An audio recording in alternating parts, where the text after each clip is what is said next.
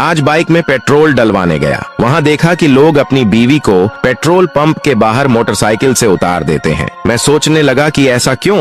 फिर मेरी नजर वहाँ लगे बोर्ड पे पड़ी और मैं बहुत हंसा। लिखा था, आग लगाने वाली चीजें दूर रखें। सरकार और बीवी दोनों एक जैसे होते हैं। दोनों को हम अपनी खुशी से चुनते हैं। फिर चुनने के बाद ना तो सरकार हमारी सुनती है और ना ही बीवी। अब मजे की बात यह है कि सरकार पसंद ना आने पर उसे तो हम 5 साल में बदल सकते हैं, लेकिन बीवी